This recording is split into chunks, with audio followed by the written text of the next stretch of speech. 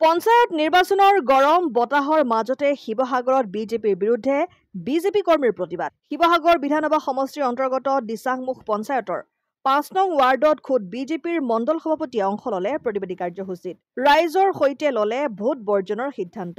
দিচাংমুখ গাঁও পঞ্চায়তৰ অন্তৰ্গত ৫ নং ৱাৰ্ডৰ ৩৭২টা ভোট চক্ৰান্তৰে মিচিং স্বায়ত্তশাসিত পৰিষদৰ অন্তৰ্গত ৬ নং ৱাৰ্ডত জাপি দিয়াৰ অভিযোগ স্থানীয় ৰাইজৰ। মুঠ 1026 জন ভোটাৰ থকা ৫ নং ৱাৰ্ডৰ ৬০০ ভোটাৰ অনুসূচিত জাতিৰ।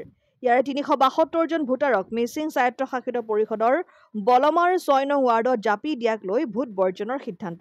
আজিও উন্নয়নৰ মুখ নেদেখা দিচাংমুখ অঞ্চলৰ ৰাইজৰ বিৰুদ্ধে চৰকাৰে কৰা ষড়যন্ত্ৰ সন্দৰ্ভত ক্ষোভিত ৰাইজে এই সমস্যা শীঘ্ৰেই সমাধান নকৰিলে আগন্তুক বিধানসভা নিৰ্বাচনটো ভোট বৰ্জনৰ দিলে হুংকাৰ। ভোট বৰ্জন কৰা কথাটো হ'ল কি অসম চৰকাৰৰ যিটো নীতি আদৰ্শ যিটো আপোনাৰ ৰাজ্য চৰকাৰে হওক বা অসম চৰকাৰে হওক ডিমিলিশ্যনৰ যিটো সিদ্ধান্ত তেওঁলোকে লৈছে তাত আমাৰ বিমত নাই, তাত আমাৰ ক'বলগীয়া একো নাই। অসমত ডিমিলিশ্যন কৰিছে, আমাৰ তাত মাত মাতিবলৈ একো নহয়। ডিমিলিশ্যন কৰিছে, ভাল কৰিছে, আমি ভাল পাইছোঁ। কিন্তু কথাটো হ'ল কি শিৱসাগৰ সমষ্টিৰ ভিতৰত দিচাংমুখ গাঁও পঞ্চায়তৰ অন্তৰ্গত ৫ নম্বৰ ৱাৰ্ডটো সেইটো হ'ল SC সুৰক্ষিত এটা অঞ্চল আৰু সেই অঞ্চলটোত আমাৰ SC কেণ্ডিডেট আজি 15টা বছৰলৈকে আজি SC কেণ্ডিডেট ইয়াত ৰিজাৰ্ভেশ্যন বা এইটো হৈ আছে। হৈ থকা অৱস্থাত আজি এই ডিমিলিশ্যনৰ সুবিধাটো লৈ পেলাই SC মানুহ ৩৭২টা ভোট লৈ পেলাই বলমা মেৰিত দিছে। বলমা মেৰি ৱাৰ্ডটো হ'ল অট'নমাছ কাউন্সিলৰ ৱাৰ্ড আৰু তাত আমি কেনেকৈ যাম?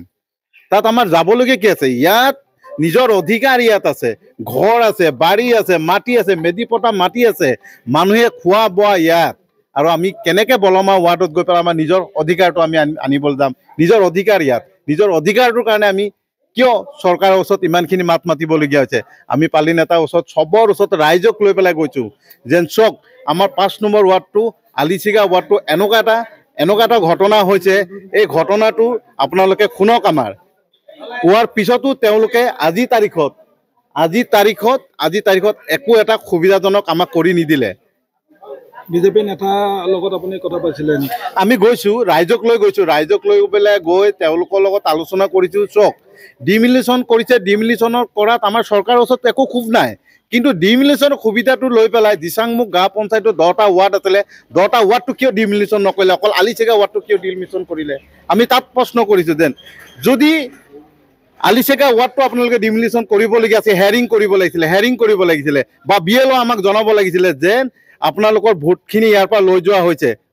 আমাকতো হেয়াৰিঙৰ এখন কাগজ দিব লাগিব বা আমাক BLO জনাব লাগিব বা জিলা উপায়ুক্ত বা যিজন CO আছিলে তেওঁলোকে আমাক হেয়াৰিঙত মাতিব লাগিছিলে যেন আপোনালোকৰ ৱাৰ্ডটো অলৰেডি 300 ৱাৰ্ডটোত মানুহ বেছি অহাৰ কাৰণে বোলে আমি ইয়াৰ পৰা আপোনালোকৰ 372টা ভোট আমি কাটি লৈ গৈছোঁ। কিন্তু কথাটো হ'ল কি আগত আমাৰ 1032টা ভোট আছিলে, বলমা মিৰিত আছিলে 626টা নে 627টা ভোট আছিলে। কিন্তু আজিৰ তাৰিখত এই 372টা ভোট বলমা ৱাৰ্ডলৈ লৈ যোৱাৰ পিছত আলিচিগা ৱাৰ্ডত কিন্তু 726টা ভোটে 626টা ভোটে ইয়াত আছে। এতিয়া যদি কোনোবা আশ্বস্ত কৰে, আশ্বাস দিয়ে, তেতিয়া কি কৰিব? তেতিয়া ভোট বৰ্জনৰ সিদ্ধান্তটো বৰ্জন কৰিব লাগিব। চক সেইটো মোৰ ব্যক্তিগত কথা নহয়। ৰাইজ আহিছে, ৰাইজে খুব হৈ আহি ওলাই আহিছে, সেই ৰাইজৰ সিদ্ধান্ত, মোৰ অকলৰ সিদ্ধান্ত নহয়। সেইটো ৰাইজে ভোট বৰ্জন কৰিছে, সেইটো ৰাইজে সিদ্ধান্ত লৈছে। শিৱসাগৰৰ পৰা সৈয়দ মুস্তাকুৰ ৰহমানৰ ৰিপৰ্ট, অসম আদিত্য।